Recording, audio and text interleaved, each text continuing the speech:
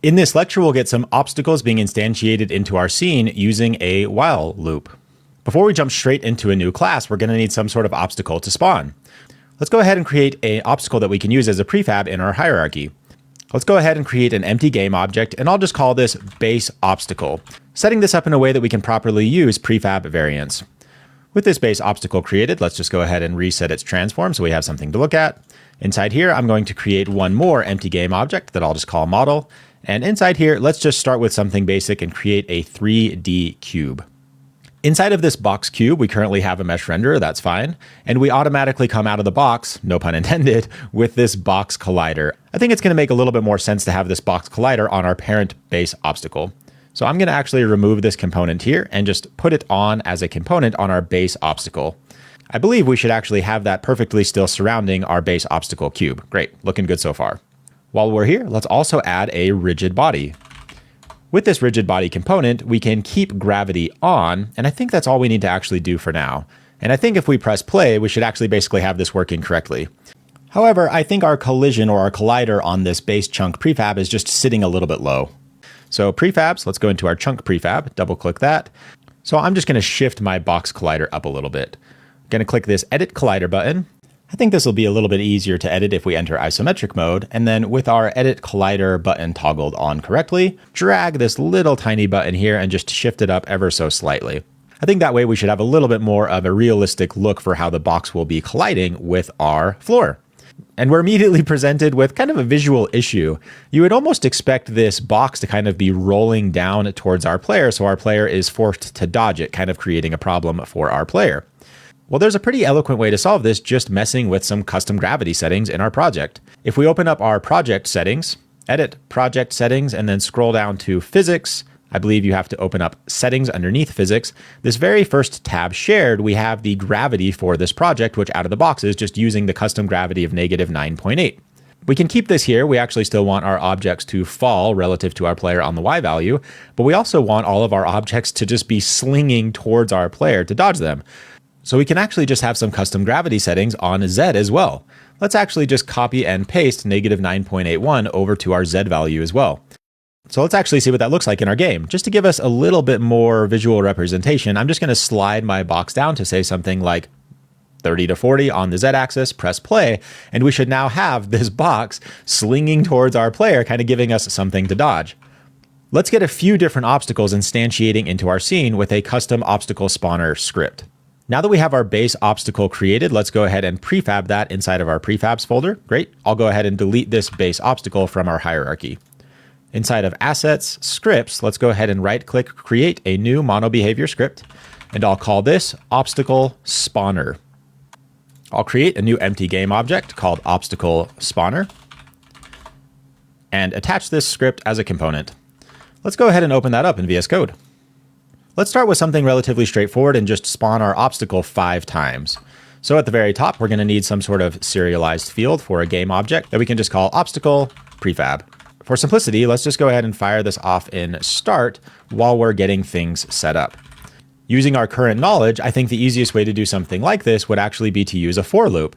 Say we want to spawn just 5 obstacle prefabs, we can just say as long as the condition is I is less than 5, well, then we can instantiate the obstacle prefab at the transform.position, and then just make sure our obstacle spawner is positioned appropriately in world space, and then just spawn each individual obstacle prefab with no rotation, so quaternion.identity. And if our goal was to spawn just 5 obstacles, this would actually work somewhat reasonable. They're all going to spawn exactly on top of each other. It's probably going to look a little bit weird in the physics engine, but I'd like to take this chance to actually introduce you to a new different type of loop inside of C# referred to as a while loop. A while loop in C# is a control flow statement that repeatedly executes a block of code as long as a specific condition remains true. The syntax for a while loop looks something like this. It kind of looks like an if statement, to be honest. You basically type while, open and close parentheses, and as long as the Boolean value for whatever remains inside of this condition returns true, it will continue to fire this code block as many times as needed until this condition returns false. So for example, in our example while loop, at the very top, if we just define some sort of example integer at 0, it will then fire the code in between this while loop until example int is greater than 10, and then it will no longer fire this code block. So go ahead and have a think on what you would actually see in your console if you were to write something like this out. Well, you would just see the numbers 1 through 10. The very last time this execution block would fire, example int would be equal to 9. In other words, it would be less than 10. You would then add 1 to example int. You would then debug.log it to your console, and it would return 10. The next time it tries to go to the while loop, example int would be 10. It would no longer fire this code block, and it will exit this while loop. Now, you can have while loops pretty much wherever you'd like it. You could just put it in the middle of a normal function or method. You could put it or nest it inside of other for loops, inside of other for each loops, or even inside something like a coroutine, for example.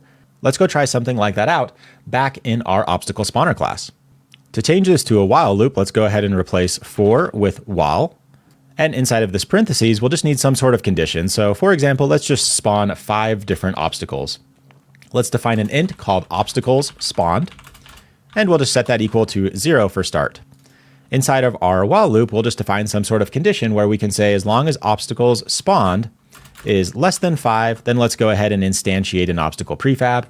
At the end of that code execution block, let's just add 1 to obstacles spawned. So obstacles spawned ++.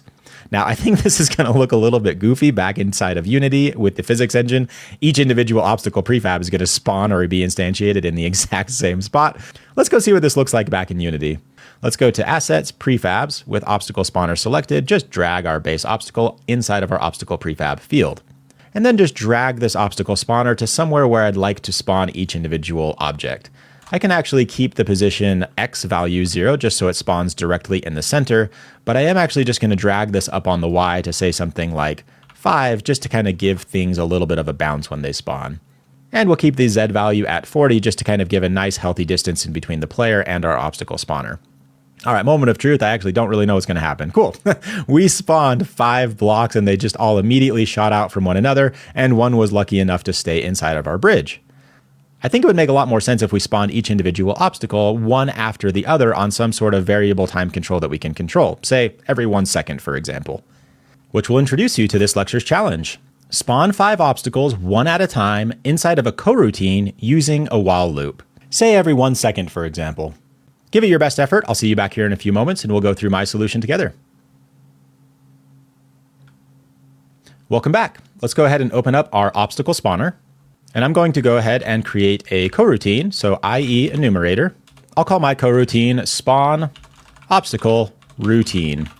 Inside of this coroutine, I'll actually just cut this logic out here. I think this is actually more or less what we need, and put it inside of our spawn obstacle routine. We now just need to yield and wait for some sort of allotted amount of time. So yield return, new, wait for seconds, and then pass through some sort of float. I think that would make sense to create that as a serialized field up top. So serialized field, float, and I'll just call that obstacle spawn time. And I'll initialize that to something like 1 second for now. And let's just use obstacle spawn time in our wait for seconds method. In start, let's go ahead and start this coroutine by calling start coroutine spawn obstacle routine, open close parentheses and semicolon. All right, how do we look? I think we're all set to go. Let's go try this out back in Unity. All right, let's blow up our game view, hit play, and see what that looks like. We should see each individual obstacle spawning 1 second at a time. So 1, 2, 3, 4, and 5. Our while loop executes that code block. Our while loop meets the condition of 5 obstacles spawned and then stops spawning each individual obstacle. Well done. That's all I wanted to accomplish in this lecture. When you're ready to move on, I'll see you in the next one.